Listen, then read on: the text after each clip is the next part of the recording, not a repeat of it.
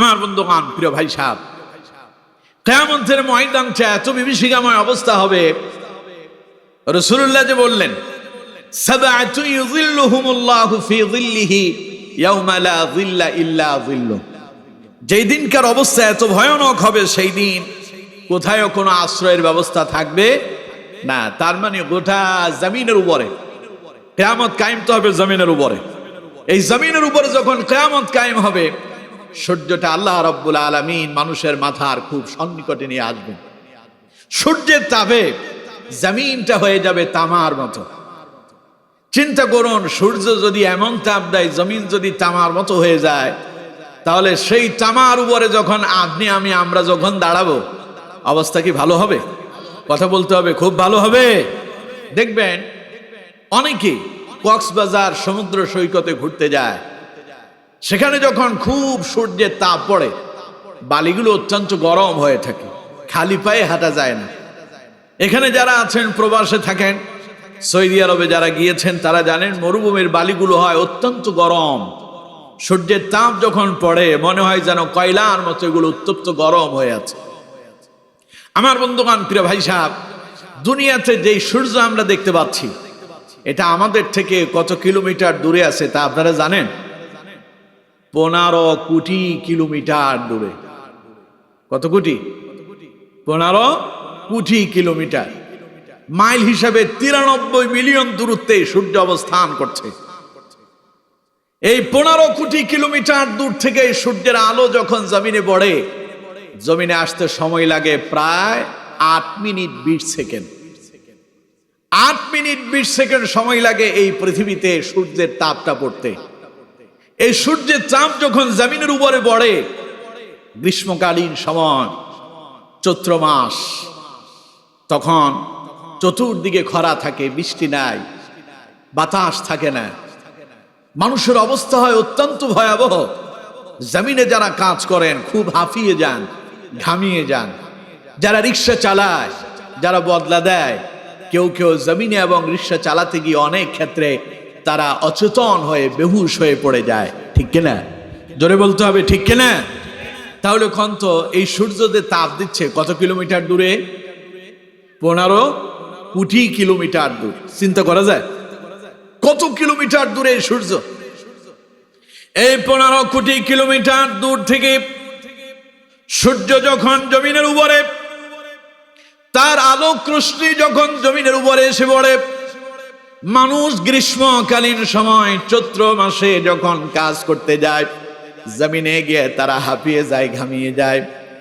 তখন কিছু সময় কাজ করার পরে মানুষ একটু আশ্রয়ের জন্য কোনো একটা আশেপাশে কোনো গাছপালা দেখলে পরে সেখানে বসে সাময়িক সময়ের জন্য সে তার ক্লান্তি দূর করে। কিন্তু আমার বন্ধুগণ, কিয়ামতের ময়দানে যে সূর্য আমাদের মাথার উপরে আসবে, রাসূল করিম সাল্লাল্লাহু আলাইহি ওয়াসাল্লাম বলছেন, সেই দিন সূর্য এত দূরে অবস্থান করবে না।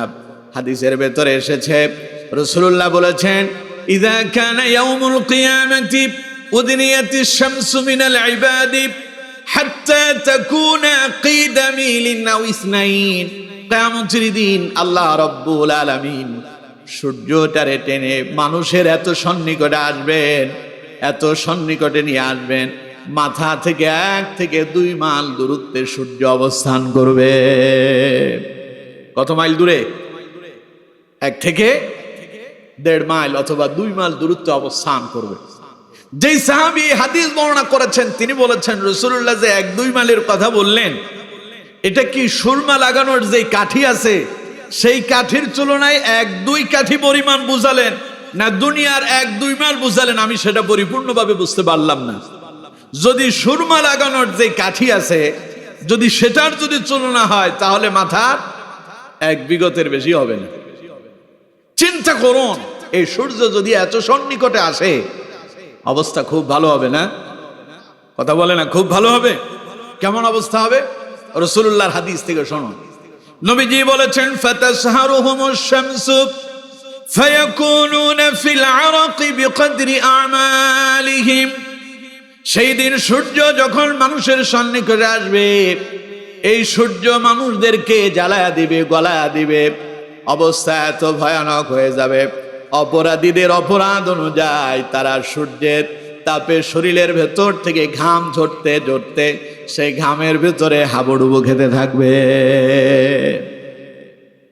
সূর্য এত নিকটে আসবে, শরীর থেকে খুব পরিমাণ ঘাম বেরোবে।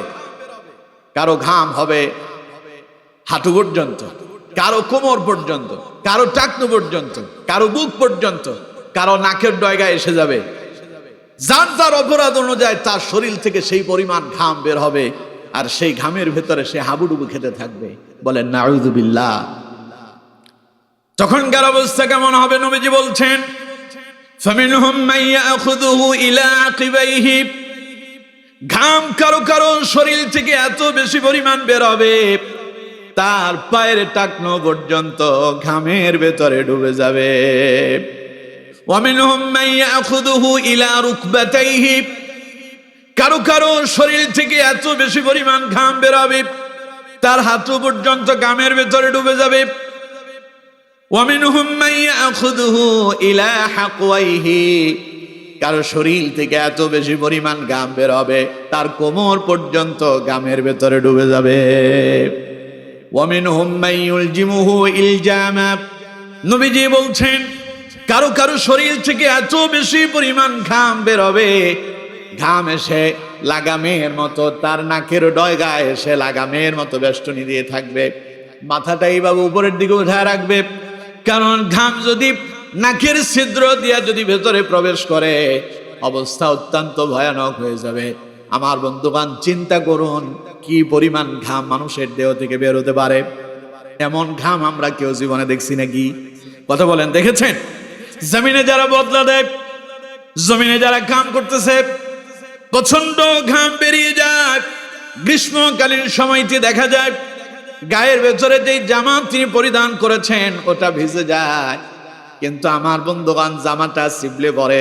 বেশি থেকে বেশি যদি পানি ঘাম সংগ্রহ করতে যান হয়তো 50 গ্রাম 100 গ্রামই হতে পারে, ঠিক কিনা? কিন্তু কিয়ামতের ময়দানে সূর্য যখন মানুষের সন্নিকটে আসবে এত বেশি পরিমাণ ঘাম বের হবে, ঘামের ভেতরে মানুষ হাবুডুবু খেতে থাকবে। চিন্তা করুন অবস্থা কত ভয়ানক হয়ে যাবে। আমার বন্ধুগণ, রাসূলুল্লাহ বলেছেন কিয়ামতের দিন এই সূর্যের তাপে অপরাধীদের মাথার মগজগুলো ভাতের মাড়ের নাই টকবক টকবক করতে থাকবে। মানুষের নাকের ছিদ্র আর কানের ছিদ্র দিয়া মাথার মগজগুলো গলে গলে পড়তে থাকবে। নাউযুবিল্লাহ। কঠিন অবস্থা হয়ে যাবে, কঠিন থেকে কঠিনতর অবস্থা। পালানোর কোনো পথ আছে? কথা বলে না, পালানোর কোনো পথ আছে? সেই দিন এই কঠিন অবস্থা দেখি কাফেররা বলবে ইয়া লাইতানি কুনতু তুরাবা, আরে আমি যদি মাটি হয়ে যেতাম, যদি মাটিটা ফেটে যেত, আমি মাটির ভেতরে ঢুকে যেতাম। আল্লাহ কেন আমারে মাটি বানায় দিল না? আমার বন্ধুগণ, সেই দিন মানুষ তার অপরাধের জন্য আফসোস করবে, কিন্তু পালানোর কোনো পথ খুঁজে পাবে না। মানুষ বিক্ষিপ্ত হবে, পাগলের মতো দৌড়াতে থাকবে। কোথায় যাব? কে আজ আমাদের জন্য সুপারিশ করবে? এই যখন কঠিন অবস্থা হয়ে যাবে, সূর্যের তাপে মানুষের শরীর থেকে প্রচন্ড পরিমাণে ঘাম বেরোচ্ছে। মোমবাতি তো চেনেন আপনারা? চেনেন না? কথা কয় না, চেনেন না? এখন তেমন একটা মোমবাতির ব্যবহার নাই বললেই চলে। এই মোমবাতি যখন জ্বালানো হয়, উপরের দিকে যখন আগুন ধরায় দেয়, এই মোমটা গলতে গলতে নিচের দিকে এসে সেটা জমাট বেঁধে যায়, ঠিক কিনা? এইভাবে সূর্য মানুষের মাথার উপরে এসে তারা এইভাবে গলিয়ে দিবে। দেহ থেকে এত বেশি পরিমাণ ঘাম বের হবে, মোমের মতো পানিগুলো নিচ থেকে জমতে জমতে নাকের ডগা পর্যন্ত এসে যাবে। সেই দিন কোনো আশ্রয়স্থল নাই, সেই দিন কোনো গাছপালা থাকবে না। এখন তো একটু গরম হলে আপনি আশ্রয়ের জন্য কোনো এক জায়গায় গিয়ে অবস্থান নিলে মোটামুটি আশ্রয় গ্রহণ করতে পারেন। যেমন গ্রীষ্মকালীন সময় যখন বিদ্যুৎ থাকে না, লোডশেডিং যখন দেখা দেয়, তখন আমাদের অবস্থা কি ভালো হয় না খারাপ হয়? খারাপ হয়। মাঝখানে বিগত কিছুদিন যাবত, গত কয়েক বছর আগে খুব একটা বিদ্যুতের সংকট দেখা দিয়েছিল। অবস্থা এত ভয়ানক হয়েছিল, মানুষজন রাস্তায় নেমে মিছিল করছে যে আমরা বিদ্যুৎ চাই, আমরা টাকা দেয় সময় মতো বিদ্যুৎ বিল পরিশোধ করতেছি, আর আমরা বিদ্যুৎ বিল যদি 2-1 মাস যদি পরিশোধ করতে দেরি হয়, লাইন কেটে দেওয়া হয়। লাইন কেটে দেওয়ার পরে মানুষ বিপদে পড়া জরিমানা দিয়া আবার সার্ভিস দেওয়ার জন্য সার্ভিস ফি জমা দিয়ে তারপরে আবার নতুন করে সংযোগ নেয়। আমার বন্ধুগণ, কিয়ামতের ময়দানে এরকম কোনো ব্যবস্থা থাকবে? কথা বলতে হবে, এরকম কোনো ব্যবস্থা থাকবে? যখন বিদ্যুৎ চলে যায়, এখন বিদ্যুৎ চলে যাওয়ার পরে গরম থেকে বাঁচার জন্য আমাদের দেশের প্রায় সব ঘরে ঘরে চার্জার ফ্যান আছে না?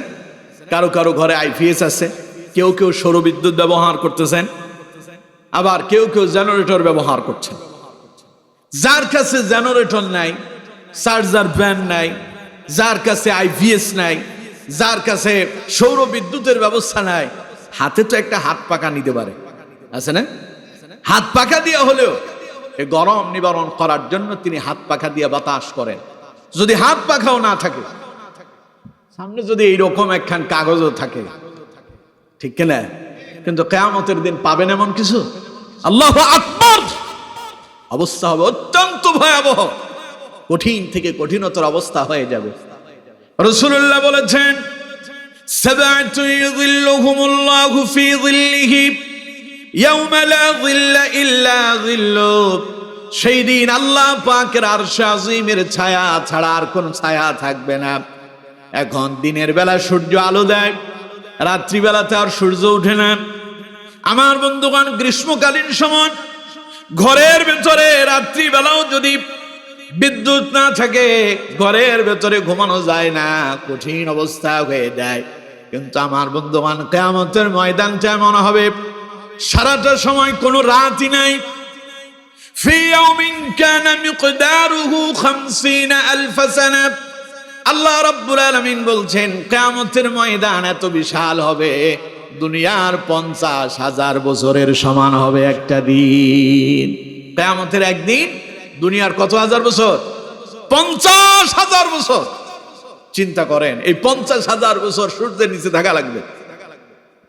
অবস্থা কত ভয়ানক হবে। রাসূলুল্লাহ সাল্লাল্লাহু আলাইহি ওয়াসাল্লাম বলছেন, সেই কঠিন বিভীষিকাময় অবস্থা থেকে আল্লাহ রাব্বুল আলামিন তার বান্দাদেরকে বাছাই করবেন। সাবআতু ইযিল্লুহুমুল্লাহ, আল্লাহ পাক সেই দিন তার 7 শ্রেণীর বান্দাদেরকে ওই কঠিন আযাব থেকে রক্ষা করবেন, আর তিনি তার আরশ আজিমের ছায়া তলে আশ্রয়ের জন্য ব্যবস্থা করে দেবেন। যেই দিন কোনো গাছপালা নাই, আশ্রয়ের কোনো স্থান নাই, যাওয়ার মতো কোনো জায়গা নাই, সেই দিন একটাই স্থান আছে যেখানে আশ্রয় নিলে পরে ছায়া পাওয়া যাবে, সেটা আল্লাহ পাকের আরশ আজিম। আমার বন্ধুগণ, সে আরশ আজিমের ছায়া তলে আশ্রয় পাবে কত শ্রেণীর মানুষ?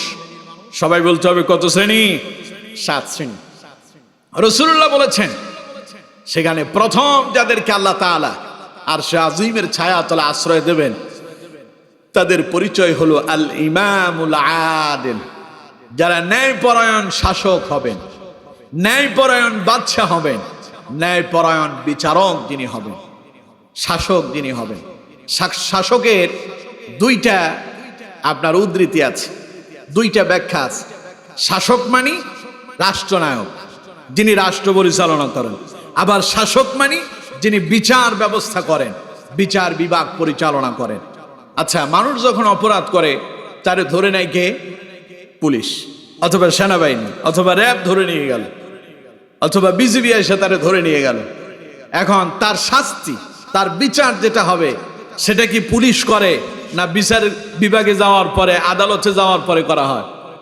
আদালতে যাওয়ার পরে একজন বিচারক তার এই মামলার উপরে তিনি পড়াশোনা করেন, সব যাচাই বাছাই করে তারপরে তিনি তাকে একটা শাসন দেন অবস্থার আলোকে। যার যার অপরাধ অনুযায়ী কারোর জন্য 5 বছরের জেল হয়, কারো 10 বছরের জেল হয়, কারো 14 বছরের জেল হয়, আবার কারো বা একেবারে যাবজ্জীবন আমৃত্যু কারাদণ্ড, কারোর ফাঁসির কাস্টে ঝুলায়া পৃথিবী থেকে শেষ করে দেওয়া হয়। আমার বন্ধুগণ, তাহলে যিনি শাসন কার্য পরিচালনা করেন তার বিচারক বলেন, অথবা যিনি বাদশা জনগণের উপরে অন্যায় অপরাধ করলে অ্যাকশন নিতে পারেন, শাস্তি দিতে পারেন, তাকে শাসক বলে। রাসূল করিম সাল্লাল্লাহু আলাইহি ওয়াসাল্লাম বলছেন, সেই কঠিন কিয়ামতের দিন আল্লাহ রাব্বুল আলামিন তার ওই সমস্ত বান্দাদেরকে তিনি বাছাই করবেন এবং তিনি তাদেরকে তার আরশে আজিমের ছায়া তলে আশ্রয় দিবেন। তাদের প্রথম নাম্বার যারা সে আশ্রয়ের জন্য প্রথম যারা ডাক পাবে তারা হলো ইমামুল আদিল, ন্যায়পরায়ণ বিচারক অথবা ন্যায়পরায়ণ শাসক যিনি হবেন, তাকে আল্লাহ পাক তার আরশে আজিমের ছায়া তলে আশ্রয় দান করবেন। পড়েন সুবহানাল্লাহ। এখন আমি আপনাদেরকে প্রশ্ন করি, আমাদের দেশে ন্যায়পরায়ণ শাসক কি আছে? জোরে বলতে হবে, আছে? ন্যায়পরায়ণ বিচারক আছে? বিচার ব্যবস্থা যখন আমরা দেখি তখন আমরা হুসুট খেয়ে যাই, আমরা অবাক হয়ে যাই। এই দেশে নিরপরাধীদেরকে মিথ্যা মামলা দিয়া অপরাধী বানানো হয়। আবার আমরা দেখি এমন অসংখ্য মানুষ আছে অপরাধ করেছে, অপরাধ করার পরও তাদের সঠিক বিচার করা হয় না। এই যে আমাদের হাদি ওসমান হাদি, শরীফ ওসমান হাদি, তারা হত্যা করলো প্রকাশ্যে দিবালোকে। সে কি সন্ত্রাস ছিল? কথা বলেন, সে সন্ত্রাস ছিল? তার কোনো অন্যায় ছিল? একটা নিরীহ নিরপরাধ একজন মানুষকে প্রকাশ্যে দিবালোকে গুলি করে, পাখির মতো গুলি করে হত্যা করে ফেলা হলো। প্রায় আজকে 1.5 মাস হয়ে গেল, এখনো পর্যন্ত আমরা এর ভালো কোনো বিচার এখনো পর্যন্ত আমরা দেখিনি। তাহলে ঘটনা কি দাঁড়ালো? ঘটনা দাঁড়ালো এই, আমাদের দেশে বিচার আছে তবে ন্যায় বিচার নেই। ঠিক কিনা? কথা বলেন, ঠিক কিনা? এই দেশে যদি ন্যায় বিচার যদি থাকতো, দর্শন করার পরে এমন জঘন্য অপরাধী কখনো সে জামিনে মুক্তি পেয়ে বেরিয়ে আসার সুযোগ ছিল না। ঠিক কিনা? এই দেশে আমরা দেখেছি সঠিক ন্যায় বিচার না থাকার কারণে অসংখ্য সন্ত্রাসীরা প্রকাশ্যে তারা পিস্তল ব্যবহার করে, আগ্নেয়াস্ত্র ব্যবহার করে মানুষ হত্যা করতেছে, মানুষের উপর আঘাত করছে, জুলুম করছে, তাদেরকে কোনো বিচারের আওতায় আনা হচ্ছে না। আমার বন্ধুগণ, আপনারা গত কয়েক মাস আগে দেখেছেন গাজীপুরে একজন ব্যবসায়ীকে ধরে প্রকাশ্যে মানুষের সামনে পিটায়া ওরে জমিনের উপরে ফেলে দিল, এরপরে পাথর এনে বুকের উপর আঘাত করলো। মানুষটার মৃত্যু নিশ্চিত করার জন্য বুকের পাজরের হাড়ের উপরে তারা উঠে লাফ ঝাঁপ দিল। তাদের কি দৃশ্যমান কোনো বিচার আমরা দেখেছি? কথা বলতে হবে, দেখেছি। তার মানে আমার দেশে ন্যায় বিচার এখনো পর্যন্ত প্রতিষ্ঠা, কথা বলেন না, এখনো পর্যন্ত প্রতিষ্ঠা হয়নি। হবে কি করে? কারণ ন্যায় বিচার প্রতিষ্ঠা করার জন্য কোরআনের বিকল্প আর কিছু নাই। মানুষ অপরাধ করলে, কেউ যদি কাউকে হত্যা করে, তার শাস্তি কি হবে? কোরআনে আছে না নাই? আরো জোরে বলতে হবে, আছে না নাই? জেনার শাস্তি কি হবে? কোরআনে আছে না নাই? চুরির শাস্তি কি হবে? কোরআনে আছে না নাই? কিন্তু দুর্ভাগ্য, কোরআনে ঠিকই আছে, কিন্তু কোরআনের এই আইন আমাদের দেশে নাই। কোরআনের আইন যদি আমাদের দেশে যদি থাকতো, এই দেশে যারা বিগত এই 54 বছরে ক্ষমতায় ছিল, বারবার দুর্নীতি করে তারা চ্যাম্পিয়ন হয়েছিল, একজন দুর্নীতিবাজকে দেখান যে যাকে দুর্নীতি করার কারণে, রাষ্ট্রের অর্থ সম্পদ চুরি করার কারণে কোরআন দিয়ে শাস্তি দিয়ে তার হাত কাটা হয়েছে, এইরকম একটা নজির কি আমার দেশে আছে? জোরে বলেন, আছে? যদি থাকতো এই দেশে আর চুরি হইতো? কথা বলে না কেন? চুরি হতো? চোরের শাস্তি কি? আপনারা বলেন, চোরের শাস্তি কি? সবাই জানেন না? এবার কোরআন থেকে শুনুন, কোরআন বলছে, আল্লাহ রাব্বুল আলামিন বলছেন, আস-সারিকু ওয়াস-সারিকাতু ফাকাতাউ আইদিয়াহুমা। আল্লাহ পাক বলছেন, চোর পুরুষ হোক অথবা চোর নারী হোক, ওরে ধরো, সাক্ষ্য প্রমাণের ভিত্তিতে ও যদি চোর হিসেবে যদি সাব্যস্ত হয়ে যায়, প্রমাণিত হয়ে যায়, তাহলে তারে ধরো, তার ডান হাত কেটে দাও। কোন হাত? সবাই বলে না কোন হাত? মানুষের প্রয়োজনীয় হাত সবচাইতে বেশি চলে যেটা, ওটা কোনটা? ডান হাত। এটা কেটে দাও। যদি হাত কেটে দেওয়া হতো চোরদের, তাহলে একটা চোরের যদি হাত কেটে শাস্তি দেওয়া হতো, বাকি চোরেরা সব সোজা হয়ে যেত। ঠিক কিনা? আমার দেশে মুলা চোরের শাস্তি হয়, জুতা চোরের শাস্তি হয়। মসজিদ থেকে বের হলো, জুমার দিন নামাজ পড়ে এসে দেখছে জুতা নাই। জুতা নিল কে? খুঁজে পাওয়া গেল জুতা চোরের। ওই জুতা চোরের এবার ধরে আনলো, মসজিদের খুঁটির সঙ্গে বাইন্দা তারা সবাই মিলে পিটাইল। পিটায় গলার ভেতরে একটা জুতার মালা লাগায় দিয়া সারা এলাকার ভেতরে তার মাথাটারে নেড়া করে দিয়া আলকাতরা মেখে পুরো এলাকার ভেতরে ঘোরালো। কেন? যাতে করে এই শাস্তি পাওয়ার পরে সে যেন সোজা হয়ে যায়। একটা জুতা চোর যদি কোনো মসজিদে ধরা পড়ে, দেখবেন সেই মসজিদে পরবর্তী 5 বছর পর্যন্ত আর জুতা চুরি হবে না, চোর আর সেই মসজিদেই যাবে না। ঠিক কিনা? জোরে বলতে হবে, ঠিক কিনা?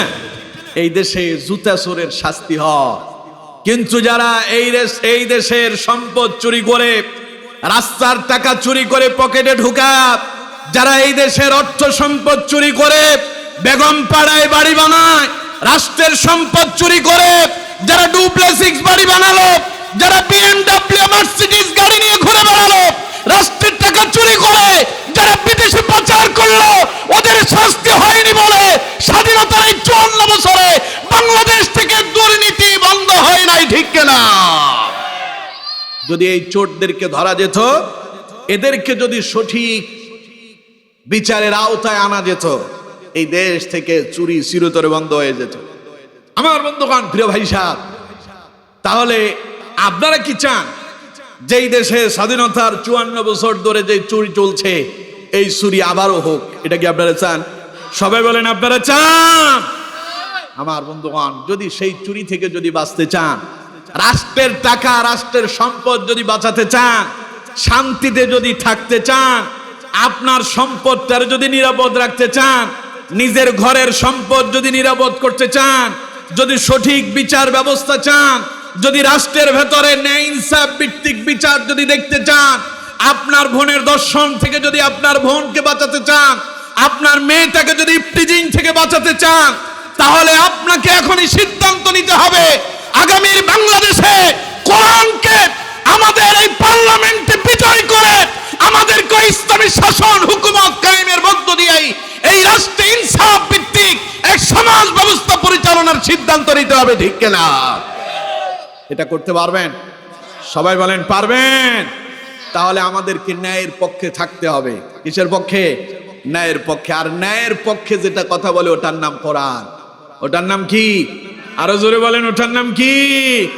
আল্লাহ রাব্বুল আলামিন বলছেন, ওয়াইযা হাকামতুম বাইনান নাসি আন তাহকুমু বিল আদল ইন্নাল্লাহা নি'মা ইয়া'iযুকুম বিহি ইন্নাল্লাহা কানা সামিআম বাসীরা। কথা কার? এত আস্তে কইলেন? আল্লাহর নাম নিতে কি ভয় লাগে? তো এত আস্তে কোন কার? চিল্লায় বলেন, কথা কার? আমার বন্ধুগণ, সুতরাং আল্লাহর নামের আওয়াজ হবে সবার উপরে। আল্লাহর উপরে কেউ নাই, সবার উপরে যিনি তিনি কে? আমাদের মাথার উপরে 7টা আসমান আছে, ওই 7টা আসমানের পরে সেখানে সিদরাতুল মুনতাহা আছে, সিদরাতুল মুনতাহার পাশেই আছে লাউহে মাহফুজ, তার উপরে যিনি তিনি হলেন আল্লাহ রাব্বুল আলামিন। ওটা আল্লাহর আরশে আজিম, তিনি সবার উপরে। তিনি যখন সবার উপরে, তার আওয়াজও হবে সবার উপরে। ঠিক কিনা? সুতরাং বন্ধুগণ আমার, মাঝে মধ্যে আল্লাহু আকবার, সুবহানাল্লাহ, আলহামদুলিল্লাহ আমরা আসতে বলবো না জোরে বলবো? জোরে বলতে পারবো তো ইনশাআল্লাহ? আল্লাহ কবুল করুন, বলুন আমিন। শুনুন কোরআন কি বলছে। আল্লাহ রাব্বুল আলামিন বলছেন, ওয়াইযা হাকামতুম বাইনান নাসি আন তাহকুমু বিল আদল। আল্লাহ পাক বলছেন, ও দুনিয়ার মানুষেরা, আল্লাহ তোমাদেরকে নির্দেশ প্রদান করছেন, আল্লাহ তোমাদেরকে জানিয়ে দিচ্ছেন, যখন তোমরা মানুষের মাঝে বিচার কাজ ফয়সালা করবে, ওয়াইদা হাকামতুম বাইনান নাসি আন তাহকুমু বিল আদল, তখন তোমরা ন্যায়সঙ্গত ভাবে ইনসাফ ভিত্তিক বিচার কাজ ফয়সালা করো। আদেশ কার?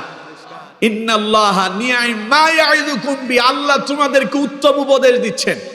ইন্নাল্লাহা কানা সামিআন বাসীরা, কারণ তিনি তোমাদের এমন রব, তিনি সব দেখেন, সব শোনেন, সকল বিষয়ের খবর আল্লাহর কাছে আছে না নাই? আরো জোরে বলেন, আছে না নাই? এজন্য আমার বন্ধুগণ, ন্যায় এবং ইনসাফ ভিত্তিক রাষ্ট্র পরিচালনা করা এবং ন্যায় পরায়ণতার মধ্য দিয়ে এই শাসন প্রতিষ্ঠা করার জন্য আদেশ যিনি দিয়েছেন তিনি কে? এটাকে যারা সীমালঙ্ঘন করবে, যারা ন্যায় এবং ইনসাফ ভিত্তিক বিচার ব্যবস্থা করবে না, শাসন প্রতিষ্ঠা করবে না, তাদের জন্য শাস্তি আছে না নাই? আরো জোরে বলতে হবে, আছে না নাই? কোরআন থেকে শুনুন, যারা ন্যায় পরায়ণতার সঙ্গে বিচার ফয়সালা করে না, যারা আল্লাহর কিতাব দিয়া বিচার কাজ ফয়সালা করে না, আল্লাহ রাব্বুল আলামিন তাদের ব্যাপারে কত কঠোর কথা বলেছেন।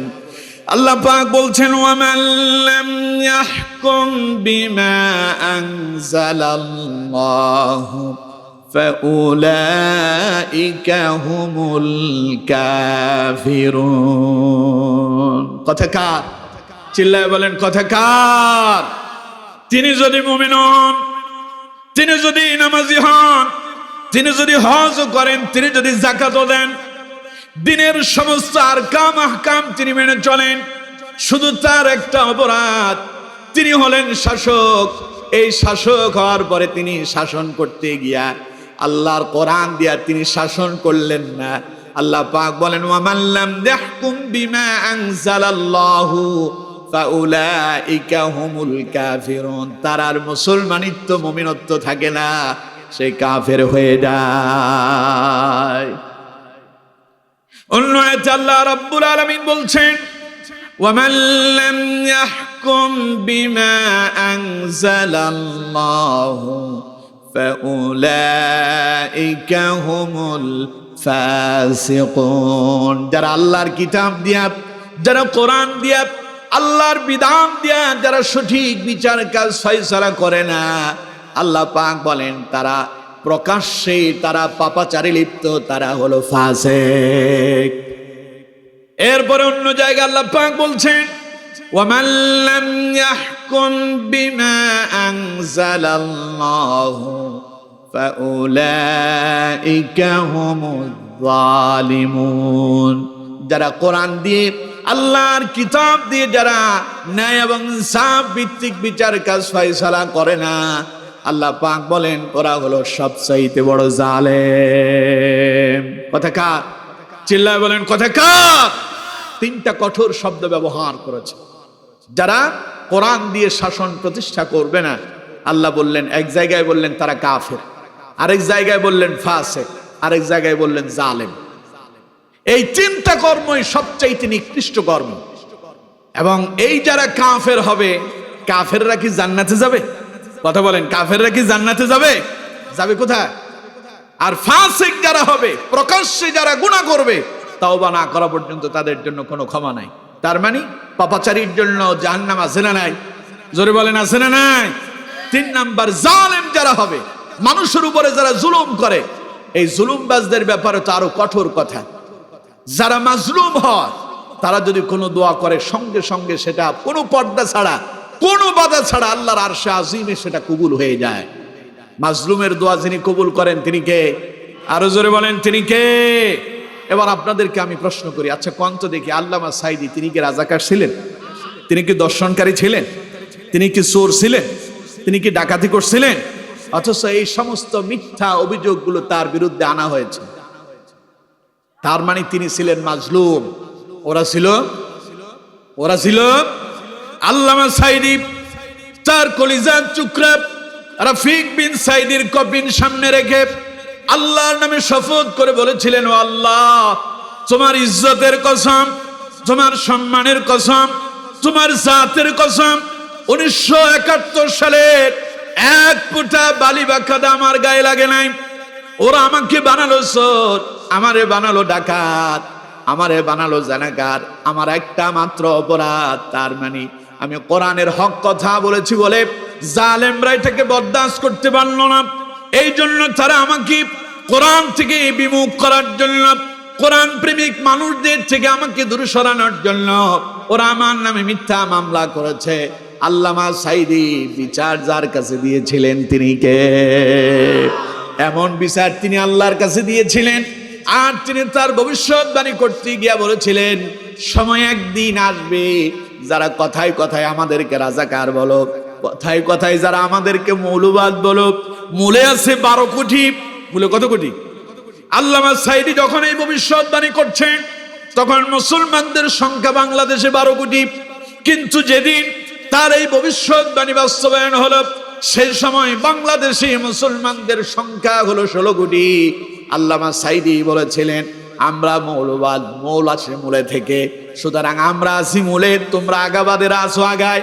মূলে বসে এমন এক ঝাঁকুনি আমরা দেব, মামুর বাড়ি দিল্লি গিয়া পড়বা। আল্লামা সাঈদীর সেই কথাটা বাস্তবায়ন হয়ে গেল। মূলে বসে 16 কোটি মুসলমান যখন ঝাঁকুনি দিল, ওই সমস্ত জালেমেরা মামুর বাড়ি দিল্লি গিয়াই পড়ছে, ঠিক কিনা? সুতরাং আমার বন্ধুগণ, মাজলুমের দোয়া যিনি কবুল করেছেন তিনি কে?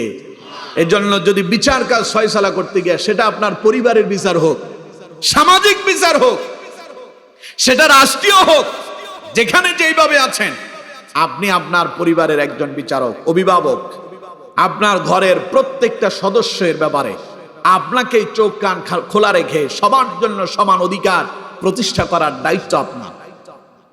আপনি যদি ঘরের ভেতরেও যদি সঠিক ইনসাফ ভিত্তিক বিচার করতে না পারেন, আপনিও জালেম হিসাবে আল্লাহর কাছে প্রতিষ্ঠিত হয়ে যাবেন, ঠিক কিনা? সুতরাং জালেমের ব্যাপারে মাজলুম যদি দোয়া করে, সেটা সঙ্গে সঙ্গে কবুল হয়ে যায়। জালেমের পরিণতি কখনো ভালো হয় না। এজন্য আমার বন্ধুগণ, যে যেখানে আছেন, যে অবস্থায় আছেন, প্রত্যেকে নিজ নিজ জায়গা থেকে, নিজ নিজ এক একজন এক এক জায়গার দায়িত্বশীল। আপনার এই দায়িত্বশীলতার জায়গা থেকে আপনাকে শাসন কাজ সঠিকভাবে পরিচালনা করতে হবে। আদেশ কার? চিল্লায় বলতে হবে, আদেশ কার? করতে পারবো? আল্লাহর আদেশ মানতে পারবো? আল্লাহ তাআলা আমাদেরকে কবুল করুন, বলুন আমিন।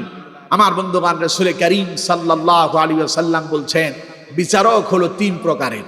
বিচারক কয় প্রকারের?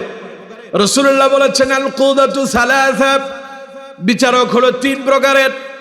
ইসনানি ফিন্নার ওয়া ওয়াহিদুন ফিল জান্নাহ। আর এই 3 শ্রেণীর বিচারকের ভেতরে 2 শ্রেণীর বিচারক যাবে জাহান্নামে, 1 শ্রেণীর বিচারক যাবে জান্নাতে। রাজুলুন আলিমাল হক ফাকাদা বিহি ফাহুয়া ফিল জান্নাহ। ওই বিচারক যাবে জান্নাতে যেই বিচারক বাদী এবং বিবাদী উভয়ের কথা শোনে, শোনার পরে কোনটা সঠিক কোনটা বেঠিক তিনি তা উপলব্ধি করতে পারেন। সব কিছু শোনার পরে, জানার পরে যিনি সঠিকভাবে বিচার কাজ ফয়সালা করে দেন, নবীজি বলেন সেই বিচারক জান্নাতি বিচারক হয়ে যায়। আর 2 জন জাহান্নামী। সেই 2 জন কারা? একজন হলো সেই বিচারক যিনি বাদী এবং বিবাদী উভয়ের কথা শোনেন, কিন্তু কোনটা সঠিক কোনটা বেঠিক বোঝার ক্ষমতা নাই। এই রকম মূর্খ বিচারক আমাদের সমাজগুলোতে আছে না নাই? জোরে বলেন, আছে না নাই? কোনটা যে সঠিক কোনটা বেঠিক তিনি জানেনই না, কিন্তু না বুঝে আন্তাজি একখান রায় দিয়ে দেন, এটা সঠিক হইতে পারে, বেঠিক হতে পারে। রাসূলুল্লাহ বলেছেন, এই রকম মূর্খ বিচারক যারা আছে তারাও যাবে জাহান্নামে। আরেকটা হলো ওই বিচারক যে বাদী এবং বিবাদী উভয়ের কথা শোনে, শোনার পরে বুঝতে পারে কোনটা সঠিক কোনটা বেঠিক, কিন্তু জানার পরেও বোঝার পরেও সঠিকটারে গোপন রেখে তিনি স্বজন প্রীতি করতে গিয়া, তার পক্ষে রায় দিতে গিয়া তিনি অন্যের বিরুদ্ধে একটা মিথ্যা অপবাদ দিয়া অন্যের বিপদে ফেলে দেন আর নিজের পক্ষে রায় প্রদান করে। এরকম আছে না নাই? এইরকম বিচারক যারা হবে তারা যাবে জাহান্নামে। তারা কোথায় যাবে? আর যারা ন্যায়পরায়ণতার সঙ্গে বিচার কাজ ফয়সালা করবে, রাসূলুল্লাহ বলেছেন তারা যাবে জান্নাতে। যে হাদিসটা আপনাদের সামনে আমি আলোকপাত করলাম, সেই হাদিসের শুরুতে রাসূলুল্লাহ বলেছেন যে 7 শ্রেণীর মানুষদেরকে কিয়ামতের দিন আল্লাহ পাক তার আরশে আজিমের ছায়াতলে আশ্রয় দান করবেন। সেই 7 শ্রেণীর প্রথম শ্রেণী হলো তারা আল ইমামুল আদিল, ন্যায়পরায়ণতার সঙ্গে বিচার কাজ ফয়সালা করবেন যারা। আল্লাহ পাকের আরশ আজিমের ছায়া তলে আশ্রয় পাবেন। তারা বলেন সুবহানাল্লাহ। এজন্য আমার বন্ধুগণ, ন্যায়পরায়ণতার সঙ্গে সঠিক বিচার কাজ ফয়সালা করার জন্য, আমাদের দেশে ইনসাফ ভিত্তিক বিচার ব্যবস্থা পরিচালনা করার জন্য কোরআনের বিকল্প নাই। কারণ কোরআন ছাড়া এই জাতি সোজা হবে না।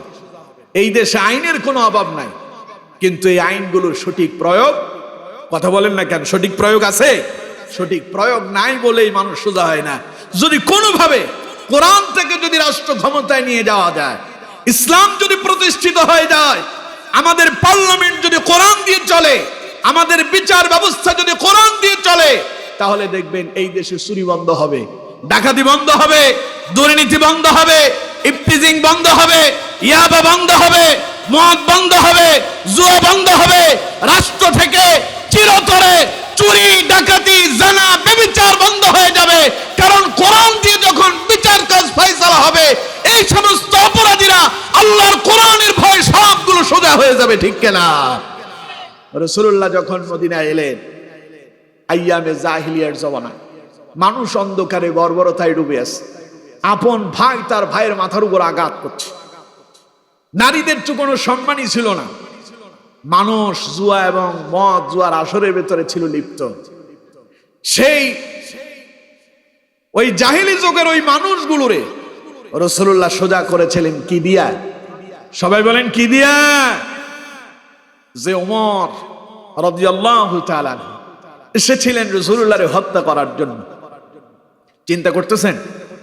রাসূলুল্লাহরে হত্যা করার জন্য এসেছিল ওমর। সে ওমর কোরআনের দাওয়াত পাওয়ার পরে মাঝপথেই হেদায়েত প্রাপ্ত হয়ে গেল। সুবহানাল্লাহ। যে ওমর রাসূলুল্লাহরে হত্যা করতে এলো, আজ সে ওমর রাসূল করিম সাল্লাল্লাহু আলাইহি ওয়াসাল্লামের রওজা মুবারকে নবীজির বাম পাশে চিরনিদ্রায় ঘুমিয়ে আছে। সুবহানাল্লাহ। রাসূল করিম সাল্লাল্লাহু আলাইহি ওয়াসাল্লাম বলছেন, আনা খাতামুন নাবিয়্যিন লা নাবিয়্যা বা'দি।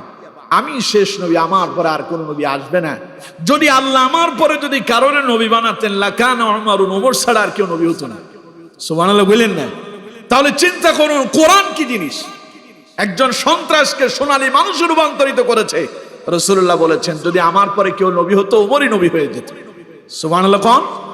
সুতরাং আমার বন্ধুগণ, এই কোরআন যদি আমাদের দেশে প্রতিষ্ঠিত হয়ে যায়, চোরগুলো আল্লাহর ওলি হয়ে যাবে, সন্ত্রাস ভালো মানুষ হয়ে যাবে, বেনামাজি নামাজিওয়ালা হবে, সুদখোর সুদ ছেড়ে দেবে, ডাকাত, চোর, তারপরে ইফতিজিংকারী, সবগুলো মানুষ সোজা হয়ে যাবে। কারণ এ কোরআন তাদের অধিকার বাস্তবায়ন করবে।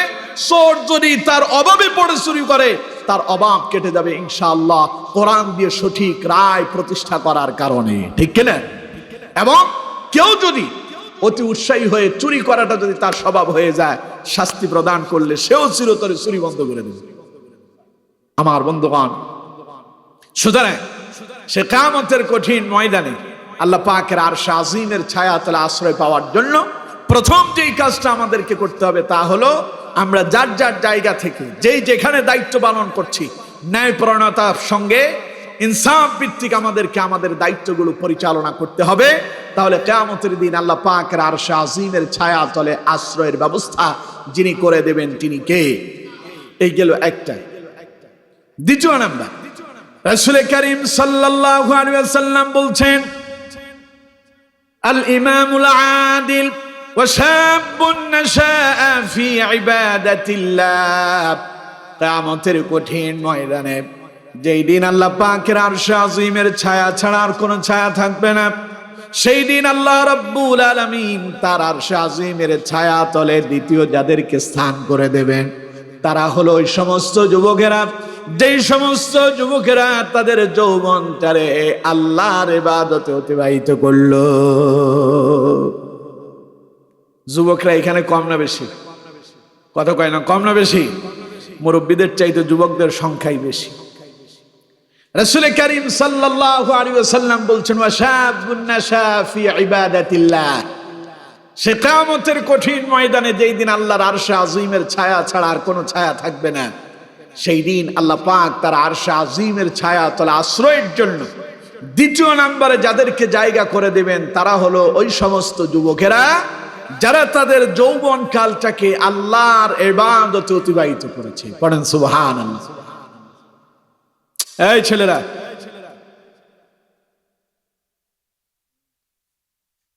যুবকদের দাম আল্লাহর কাছে কম না বেশি? পৃথিবীতে যত নবীরা এসেছিলেন সব নবীদেরকে আল্লাহ রাব্বুল আলামিন যৌবনে নবুয়ত দান করেছিলেন, জ্ঞান দান করেছিলেন, কিতাব দান করেছিলেন, হিকমত দান করেছিলেন। পড়েন সুবহানাল্লাহ। আর রাসূল করিম সাল্লাল্লাহু আলাইহি ওয়াসাল্লাম বলেছেন, আমি যে দাওয়াতি কাজ করেছি দিনের, আমার এই দাওয়াতি কাজে আমাকে সবচাইতে বেশি সহযোগিতা করেছিল যারা যুবক ছিল তারা। সুবহানাল্লাহ কোন? আর সবচাইতে বেশি বিরোধিতা করেছিল বৃদ্ধরা। এখনো দেখবেন এই যে আজকের মাহফিল, এই আয়োজনের মূলে হলো যুবক। আয়োজনের মূলে কে? যুবক। এই যুবকরা যখন এই মাহফিলের আয়োজন করার জন্য কোন বয়স্ক মানুষের সঙ্গে বসছিল, তখন বলতেছিল তারা, কেউ কেউ এমনও বলতে পারে, কি দরকার এত ওয়াজ মাহফিলের? ওয়াজ কি আমাদের এলাকায় কম হয় নাকি? মানুষ কি কম জানে নাকি? এই যে বিশাল মাওলানা সাহেব, খতিব সাহেবরা আছেন, ইমাম সাহেবরা আছেন, ওনারাও তো বলেন এত ওয়াজ দিয়ে কি হবে? বলে না এরকম কথা? বলে না? বলে না? যেখানে উৎসাহিত দেওয়ার কথা সেখানে নিরুৎসাহিত করতেছে তাদের। আমার বন্ধুগণ, আবার কোন কোন বৃদ্ধরা কয়, ওলা ভাই বেশি চালাক হয়ে গেছে, বেশি বুঝস আছে না নাই? এত বুঝিচ্ছে, আমরা তো কম জানি না, ঠিক কিনা? আমার বন্ধুগণ, এমন জানেন ওনারা, মসজিদে যদি কোন ছোট্ট বাচ্চা মসজিদের ফার্স্ট কাতারে যায়, ওরে ডাক দিয়ে কয়, এই বেটা, তোর বাড়িতে কি মা বাপ নাই? সাইদন্য গরুর মতো মসজিদে কেন ঢুকছ? আছে না নাই? চোখো মতো থাকতে আমরা তো মসজিদের দ্বারের কাছেও আই না, কোনোদিন হুসুমে হিড়িয়ে আসারও খাইনি। ছোট্ট বাচ্চাটা মসজিদে এলো, ওনার দরকার ছিল তাকে উৎসাহিত করে, বাবা তুমি মসজিদে আসছো, দুষ্টামি করো না, কথাবার্তা বলবা না, ধরো তোমার একটা চকলেট দিলাম, তুমি কথা বলবা না, কথা যদি না বলো তোমার আরেকটা চকলেট দিলাম। এই বাচ্চা আর দুষ্টামি করতো? তিনি যে গালিটা দিলেন, গালি দেওয়া কি ফাসেকি? গালি দেওয়া কি ফাসেকি? মানে প্রকাশ্যে আপনি পাপাচারে লিপ্ত হয়েছেন। এখন আপনি গালি দিয়ে যে অন্যায়টা করছেন মসজিদের ভেতরে, একটা পবিত্র জায়গায় আপনি যে গালিটা দিলেন, গুনাহ কি কম হয়েছে না বেশি হয়েছে? আবার কয় যে তোদের মতো থাকতে আমরা তো হসুমিহিরি আশাও খাইনি। তার মানে সেই যে আগে যে ইসলামের কাছেও আসে নাই, মসজিদের কাছেও আসে নাই, মসজিদের ভিতরে ঢুইকা নিজেই সাক্ষী দিচ্ছে। এই রকমেরও কিছু বৃদ্ধ লোক আছে না নাই? আবার কিছু কিছু বৃদ্ধ আছে দেখবেন ছোট্ট বাচ্চাদেরকে খুব মায়া করে, মহব্বত করে। এটা দেখেছি সৌদি আরবে, মদিনায় মুনাওয়ারায় দেখেছি। মসজিদে হেরামের আশেপাশে কাবার প্রান্তরে ছোট্ট ছোট্ট বাচ্চারা দৌড়াচ্ছে, লোকজন তাদেরকে চকলেট দিতেছে, খোরমা দিচ্ছে, বাচ্চারা এগুলো নিয়ে দৌড়াদৌড়ি করতেছে, কি যে আনন্দ লাগে। মদিনায় মুনাওয়ারায় এই দৃশ্য দেখেছি। আর আমাদের দেশে খালি দেখলাম শিশুদেরকে পিটায়া পেছনের কাতারে, বাড়ি যা। এই রকমের স্বভাব আমাদের দেশে কম না বেশি? আল্লাহ ওনাদেরকে হেদায়েত দেন। বলেন আমিন, জোরে বলেন আমিন।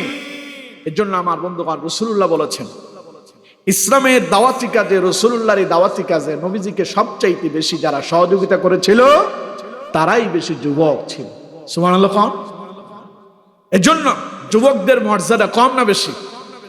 রাসূল করিম সাল্লাল্লাহু আলাইহি ওয়াসাল্লাম হাদিসের ভেতরে বললেন যে সমস্ত যুবকেরা তাদের যৌবনে আল্লাহর ইবাদতে অতিবাহিত করতে পারবে, যৌবন কাল তারা আল্লাহর ইবাদতে কাটাবে, তাদেরকে কিয়ামতের দিন আল্লাহ পাক তার আরশে আজিমের ছায়াতলে আশ্রয় দেবেন। কথাটা এমনি এমনি বলেন নাই, এর পেছনে একটা বিশাল কারণ আছে। কারণটা কি? যৌবন হচ্ছে জীবনের একটা টার্নিং পয়েন্ট। মনে রাখবেন, যৌবন হলো একটা মেহমান। আপনার বাড়িতে যখন মেহমান আসে, মেহমান কি সব সময় থাকে? যিনি সব সময় থাকে তারে কেউ মেহমান বলে? আকস্মিক এলেন, কিছু সময় থেকে আবার বিদায় নিলেন, তারে কি বলে? মেহমান বলে। মেহমান আসে, বিদায় নিয়ে চলে যায়, মায়া লাগায় যায়। ছোট্ট একটা ভিডিও ক্লিপ দেখলাম গতকালকে। ফুফু আসছে বাপের বাড়িতে বেড়ানোর জন্য, তো ভাইয়ের মেয়ে ফুফুরে যেতে দিচ্ছে না, ব্যাগ নিয়ে দাঁড়ায় আছে। ছোট্ট বাচ্চা, বয়স কত হবে? সর্বোচ্চ 2-2.5 বছর হইতে পারে। যেতেই দেবে না, কান্না করতেছে। ও ব্যাগ টেনে রেখে দিচ্ছে, না যাওয়া যাবে না, ঠিক মতো কথাই বলতে পারে না। এই ছোট্ট বাচ্চাটা কি বুঝলো? তার ভেতরে একটা মায়া জন্মে গেল।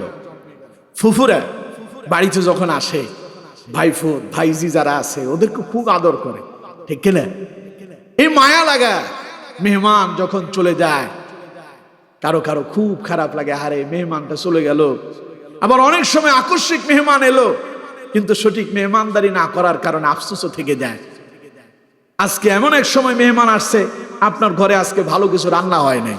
মেহমান এমন সময় আপনার ঘরের ভেতরে তাশরিফ আনলো যে সময় আপনার পকেটের অবস্থাও ভালো না। এরকমও আমাদের হয় না? কথা বলেন না, কারণ হয় না? এখন এই মেহমান এসে যখন বিদায় নেয়, মনটা খুব খারাপ হয়, আরে মেহমানদারিটা সঠিকভাবে করতে পারলাম না। আমার বন্ধুগণ, যৌবনটা হলো আপনার জীবনের একটা মেহমান। এটা আসে, মায়া লাগায় চলে যায়। এটা এক সময় ছিল না। যিনি দিয়েছেন তিনি কে? আরো জোরে বলেন, তিনি কে? আল্লাহ পাক বলছেন, আল্লাহুল্লাযী খালাকাকুম মিন দু'ফিন সুম্মা জাআলা মিন বা'দি দু'ফিন কুওয়া সুম্মা জাআলা মিন বা'দি কুওয়াতিন দু'ফান ওয়া শাইবা। আল্লাহ পাক বলছেন, পৃথিবীর মানুষেরা শোনো, আল্লাহুল্লাযী খালাকাকুম মিন দু'ফিন, আমি তোমাদেরকে অত্যন্ত দুর্বল করে সৃষ্টি করেছি। সুম্মা জাআলা মিন বা'দি দু'ফিন কুওয়া, অতঃপর আমি তোমাদের সেই দুর্বলতা দূর করে তোমাদেরকে শক্তি সমৃদ্ধশালী করলাম। তার মানে এখন তোমাদেরকে যৌবন দিলাম, পূর্বের সব দুর্বলতা দূর হয়ে গেল, এখন তুমি শক্তিশালী পুরুষে রূপান্তরিত হয়েছো, ঠিক কিনা? কিন্তু এটা চিরকাল থাকবে না। সুম্মা জাআলা মিন বা'দি কুওয়াতিন দু'ফান ওয়া শাইবা, একটা সময় তোমার বার্ধক্য আসবে, যৌবনটা হারিয়ে যাবে, আবার তুমি দুর্বল হয়ে যাবে। এই যৌবন যে এলো, এই যে মেহমান আপনার কাছে এলো, এই মেহমানকে যদি সঠিকভাবে আপ্যায়ন করতে না পারেন, বৃদ্ধকাল এলে পরে শুধু আফসোস করবেন, হ্যাঁ রে যৌবনটা চলে গেল। যদি যৌবনটা আবার ফিরে পেতাম। মহিফাল হারবাল কবিরাজ একখান সাইনবোর্ড লাগানো আছে না? কত যুবকেরা সেখানে হারবালের ওষুধ খাওয়ার জন্য ঘুরতেছে, খালি যৌবনটা ধরে রাখার জন্য। ধরে রাখা যাবে? কথা বলে না কেন? ধরে রাখা যাবে? আল্লাহ বলছেন, সুম্মা জাআলা মিন বা'দি কুওয়াতিন দু'ফান ওয়া শাইবা, এটা চিরকাল থাকবে না, এটা হারায় যাবে। এই মেহমান আপনি ধরে রাখতে পারবেন না।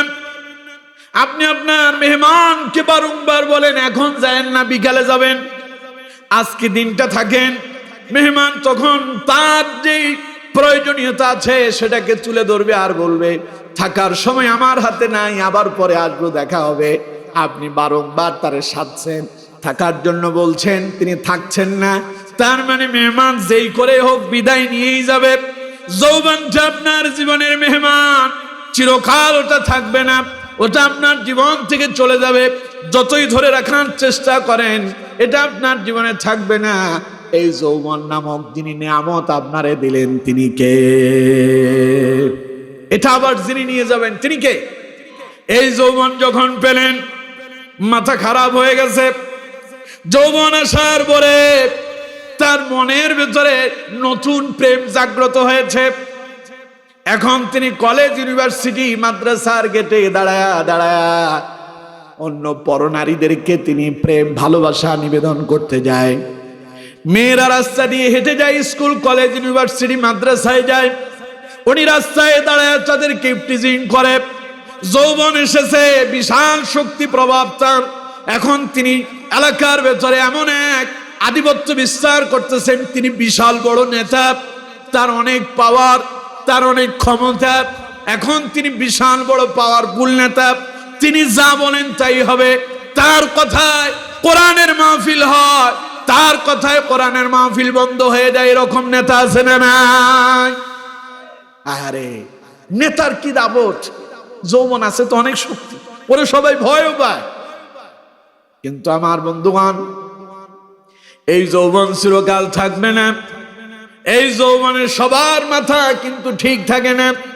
কেউ পরনারীর প্রেমে আসক্ত হয়ে যায়, কেউ বা সন্ত্রাস হয়ে যায়, কেউ বা মাদকাসক্ত হয়ে যায়, কেউ জুয়ার আসরে চলে যায়, কেউ টেন্ডারবাজিতে লেগে যায়, কেউ বা চাঁদাবাজি করে, কেউ সন্ত্রাস করে, মানুষ হত্যা করে। তার মানে যৌবনে মানুষ যদি চায় সে খারাপ কাজও করতে পারে, আবার যৌবনে যদি চায় ভালো কাজও করতে পারে, ঠিক কিনা? কেউ সেই পথে যায়, আবার কেউ কেউ আছে এরকম যুবক ফজরের আজান হলে মসজিদে এসে নামাজের জন্য উপস্থিত হয়ে যায়। এমনও যুবক আছে সে গান বাজনা শোনে না, সিনেমা দেখে না, এলাকায় ঘুরে ঘুরে যুবকদেরকে টার্গেট করে, ওদের কাছে ইসলামী সাহিত্য পৌঁছায় দেয়, ওদের হাতে কোরআনুল কারীমের কপি ধরায় দেয়, ওদেরকে কোরআন পড়ার জন্য উৎসাহিত করে, ওদেরকে দ্বীনের দাওয়াত দেয়, ওদেরকে আল্লাহর দিকে ডাকে, নামাজের দিকে ডাকে। এইরকম যুবকও আমাদের দেশে আছে না নাই? সংখ্যায় বেশি না কম? কম। এরা যে কাজ করে এগুলোর আবার কেউ কেউ জঙ্গিবাদের প্রচারণা বলে, আছে না নাই? প্রিয় ভাইয়েরা আমার,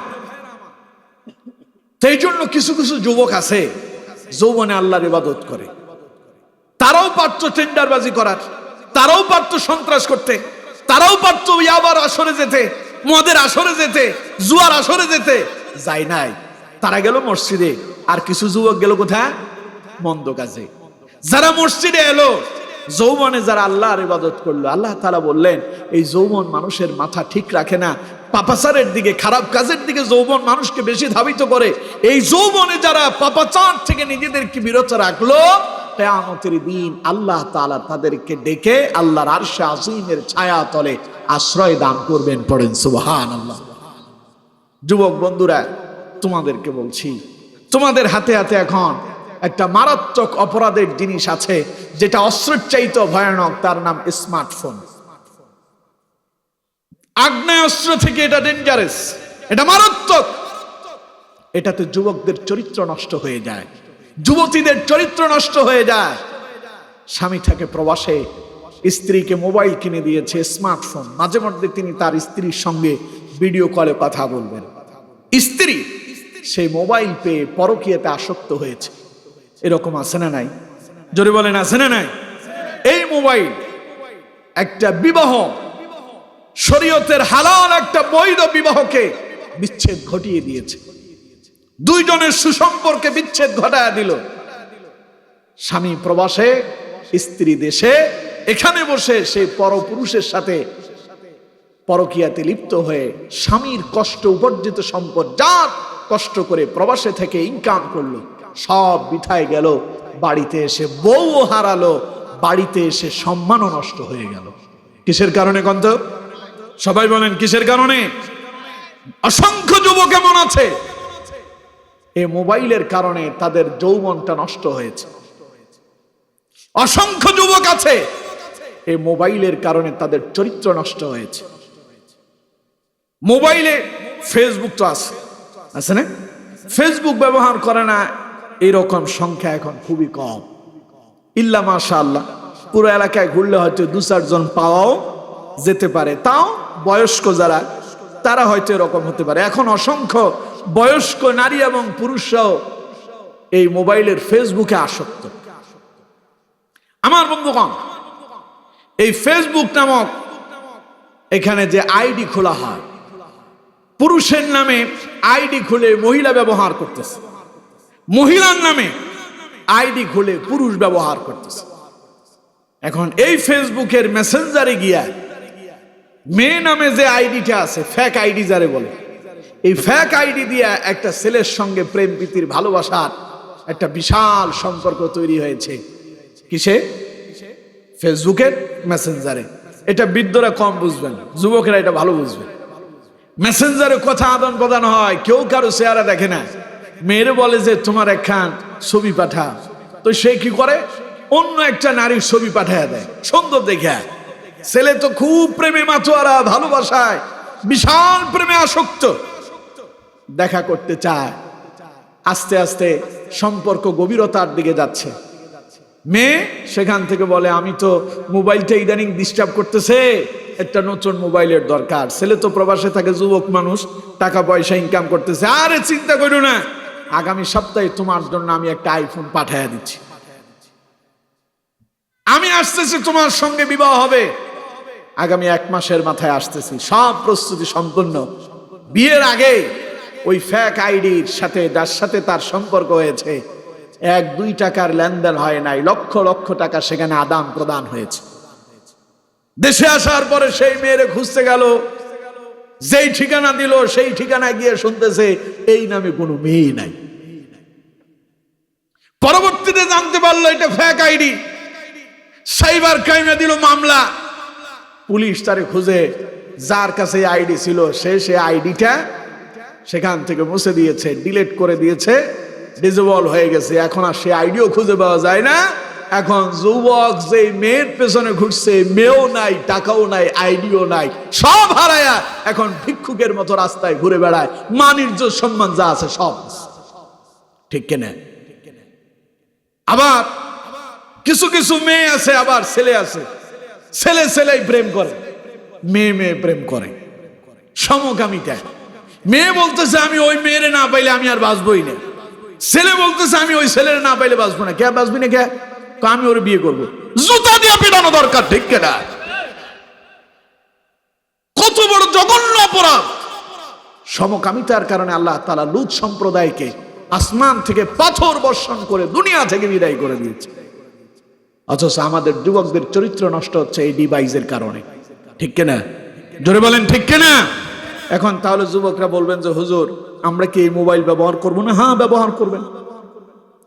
যতটুকু এটা থেকে দূরে থাকা যায়, নিজেকে কন্ট্রোল করার জন্য সর্বোচ্চ চেষ্টা করতে হবে।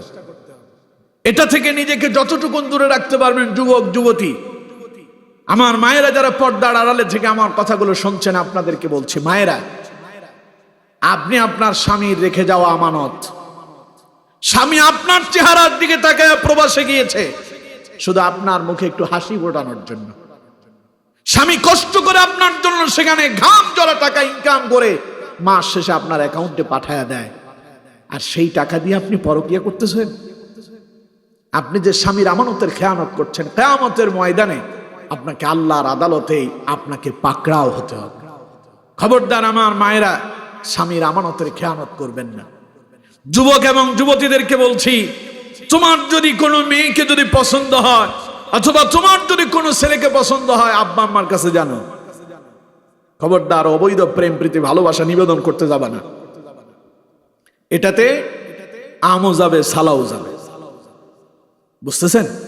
এর জন্য যুবক বন্ধুরা, আসো কোরআনের দিকে, আসো ইসলামের দিকে।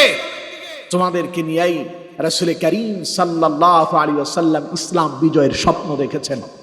তোমরাই পারো একটা জাহিলি সমাজকে একটা কোরআনের শান্তির সমাজে পরিণত করতে পারে যারা যুবক হলো। তারা 16 বছর এই দেশে সব দলের মানুষের উপরে নির্যাতন হয়েছে, সবচাইতে বেশি আলেমদের উপরে হয়েছে। ওই স্বৈরাচারদেরকে এই দেশ থেকে বিতাড়িত করার জন্য ভূমিকায় যারা সামনে অগ্রসর হয়েছিল, আন্দোলনের প্রথম কাতারে থেকে নেতৃত্ব যারা দিয়েছিল, তারাই হলো যুবক। সেই যুবকদেরকে বলছি, যুবকেরা, তোমরা যদি তোমাদের চরিত্র ঠিক রাখতে পারো, তোমরা যদি তোমাদের আদর্শ ঠিক রাখতে পারো, তোমরা যদি তোমাদের নিজেদের জীবন চরিত্রকে যদি কোরআন দিয়ে সাজাতে পারো, তোমরাই আগামীর অগ্রনায়ক হবে, তোমরাই হবে এই দেশে ইসলাম প্রতিষ্ঠার সর্বোচ্চ নায়ক। ঠিক কিনা? এই জন্য যুবকদেরকে বললো, যুবক ভাইয়েরা, দুনিয়ার এই চাকচিক্যর পেছনে পড়ে চরিত্র নষ্ট করো না, জীবনটারে নষ্ট করো না। আসো কোরআনের দিকে, আসো ইসলামের দিকে। জীবন হবে তোমার কল্যাণময়, চরিত্র হবে তোমার উত্তম, দুনিয়াও পাবে কল্যাণ, পরকালেও পাবে কল্যাণ। ঠিক কিনা? যুবক বন্ধুরা শোনো, রাসূলুল্লাহ বলেছেন, মাইয়াদমাল্লি মা বাইনা লিহিয়াইহি ওয়া মা বাইনা রিজলাইহি আযমানা লাহুল জান্নাহ। নবীজি বলেছেন, যে ব্যক্তি তার 2 সওয়ালের মধ্যবর্তী বস্তু জিহ্বা এবং 2 রানের মধ্যবর্তী বস্তু তার লজ্জাস্থানের ব্যাপারে আমাকে সেই ব্যক্তি জামানত দিতে পারবে, অর্থাৎ এই মুখ দিয়ে মানুষকে কষ্ট দেবে না, মিথ্যা কথা বলবে না, গাল মন্দ করবে না, লজ্জাস্থান দিয়ে জানা ব্যভিচারের মতো মারাত্মক অপরাধ যদি না করে, যদি কেউ যদি আমাকে এই রকম জামানত দিতে পারে, আমি এই কাজ করব না। নবীজি বলে না দোমানা লাহুল জান্নাত, আমি তার জন্য জিম্মাদার হয়ে গেলাম, আমি নবী তারে নিয়ে জান্নাতে চলে যাব। সুবহানাল্লাহ। এর জন্য যুবক বন্ধুরা, আসো কোরআনের দিকে, আসো ইসলামের দিকে, আসো সুন্দর এই জীবন ব্যবস্থার দিকে। যদি আসো, তোমাকে দিয়ে ইসলাম প্রতিষ্ঠা হয়েছিল, এবারও তোমাকে দিয়ে ইসলাম প্রতিষ্ঠা হবে। এই জন্য যুবক বন্ধুদেরকে কাঁধে কাঁধ মিলায়া ইসলামের পক্ষে কাজ করে যেতে হবে। পারবো তো আমরা ইনশাআল্লাহ? সবাই বলেন পারবো তো ইনশাআল্লাহ? তাহলে রাসূল করিম সাল্লাল্লাহু আলাইহি ওয়াসাল্লাম বলছেন ওয়াশাবুন নাশা ফি ইবাদাতিল্লাহ, যে 7 শ্রেণীর মানুষদেরকে আল্লাহ রাব্বুল আলামিন আরশে আজিমের ছায়াতলে আশ্রয় দেবেন, তাদের ভেতরে দ্বিতীয় নাম্বার হলো ওই সমস্ত যুবক, যে যুবক তার যৌবনটার আল্লাহর ইবাদতে অতিবাহিত করলো। 3 নাম্বার আসুন, রাসূল করিম সাল্লাল্লাহু আলাইহি ওয়াসাল্লাম বলছেন ওয়ারাজুলুন কলবুহু মুআল্লাকুন ফিল মাসাজিদ, কিয়ামতের দিন আল্লাহ রাব্বুল আলামিন তার ওই বান্দাটাকে আরশে আজিমের ছায়াতলে আশ্রয় দেবেন। ওয়ারাজুলুন কলবুহু মুআল্লাকুন ফিল মাসাজিদ, আল্লাহর যে বান্দার অন্তরের মোহাব্বত, দিলের ভালোবাসা যার মসজিদের সাথে তৈরি হয়েছে, রাসূলুল্লাহ বলেছেন ওই ব্যক্তিকে কিয়ামতের দিন আল্লাহ তার আরশে আজিমের ছায়াতলে আশ্রয় দান করবেন। সুবহানাল্লাহ। মসজিদের সাথে সম্পর্ক তৈরি করতে হবে। আজ আমাদের মসজিদের সাথে সম্পর্ক বেশি না কম? আরো জোরে বলেন, বেশি না কম? অথচ রাসূল করিম সাল্লাল্লাহু আলাইহি ওয়াসাল্লাম বলছেন আল্লাহর কাছে পৃথিবীর ভেতরে সবচাইতে প্রিয় জায়গা যেটা, ওটার নামই মসজিদ। সুবহানাল্লাহ। রাসূলুল্লাহ বলেছেন আহাব্বুল বিলাদি ইলাল্লাহি মাসাজিদুহা ওয়া আবগাদুল বিলাদি ইলাল্লাহি আসওয়াকুহা, আল্লাহর কাছে সবচাইতে প্রিয় জায়গার নাম মসজিদ, আর সবচাইতে খারাপ এবং মন্দ জায়গার নাম হলো বাজার। আল্লাহর কাছে অপছন্দনীয় জায়গা কোনটা? সবাই বলেন কোনটা? আর পছন্দনীয় জায়গা? কিন্তু আজ মসজিদে মানুষ বেশি না বাজারে বেশি? সবাই বলেন মসজিদে বেশি না বাজারে বেশি? বসো নাকি? ওটা তো মন্দ জায়গা, ওখানে এত মানুষ কেন? আর এটা তো উত্তম জায়গা, এখানে কম কেন? আমার বন্ধুগণ, মানুষ খারাপ কাজে আসক্ত একটু বেশি হয়, এই জন্য জাহান্নামে মানুষ বেশি যাবে, জান্নাতে কম যাবে। আর জান্নাতে যে কম যাবে, কম সংখ্যক মানুষের জন্য জান্নাত বেশি না কম? সবাই বলেন বেশি না কম? জাহান্নাম কয়টা? আর জান্নাত? সুবহানাল্লাহ বললেন না? যদিও কেউ কেউ বলেছেন জাহান্নাম একটা, জান্নাতও একটা, এটার স্তর একটা হলো 7 আর একটা হলো 8। স্তরের দিক দিয়েও জান্নাত বেশি আর জাহান্নাম কম। কম সংখ্যক লোক যদি একটা জায়গায় যদি ঢুকে গাদাগাদি করে যদি সেখানে থাকে, কষ্ট হয় না? আপনারা যারা ঘর তৈরি করেন, ঘরটাকে সবাইকে আড়াআড়ি করে তৈরি করে না একটু প্রশস্ত করে তৈরি করে? চিন্তা করে যদি 1 বিঘত যদি বেশি নেওয়া যায়, 1 হাত যদি বেশি নেওয়া যায়, সবার চিন্তা থাকে এটা, কারণ জায়গা যত প্রশস্ত হয় তত আরাম হয়। জান্নাত এমন হবে, জান্নাতের সংখ্যা হবে বেশি, কিন্তু জান্নাতে যাওয়ার মানুষের সংখ্যা হবে কম, কারণ বিশাল ব্যাপক জান্নাত আল্লাহ তাআলা তার বান্দাদেরকে দান করবেন যাতে আরামে সে বসবাস করতে পারে। সুবহানাল্লাহ। এজন্য আমার বন্ধুগণ, এখন আপনারা বলেন আল্লাহর কাছে প্রিয় জায়গা কোনটা? এত আস্তে কইলেন, সবাই বলেন কোনটা? এই কথা আপনারা বিশ্বাস করেন? মসজিদে গেলে শান্তি আছে না? কেমন শান্তি! জুমার দিন মাওলানা সাহেব খুতবা দিচ্ছেন, খতিব সাহেব খুতবা দিচ্ছে, পেছনে তিনি বলছেন কি যে তিনি জুরাইতেছে। ফেনীর ভাষায় জুরানি, নোয়াখালীর ভাষায় কি জুরানি? কি জুরানি জুরার, একবার এইদিকে পড়ে আরেকবার ওইদিকে পড়ে, এখান থেকে উঠে বাড়িতে যান না, বিছানায় শুয়ে পড়েন, ঘুমলাই। তো মসজিদে এত ঘুম আসে কোত্থেকে? এটা জান্নাতের বাগান। সুবহানাল্লাহ। কম, এটা আল্লাহর কাছে প্রিয় জায়গা, এটাতে যিনি শান্তি নাজিল করেন তিনি কে? এক হাদিসের ভেতরে এসেছে রাসূলুল্লাহ বলেছেন আল্লাহর কোন বান্দা যখন মসজিদে ঢুকে যায়, নামাজের সময় এখনো 10 মিনিট, 15 মিনিট, 20 মিনিট, আধা ঘন্টা আছে, তিনি মসজিদে ঢুকে গেলেন।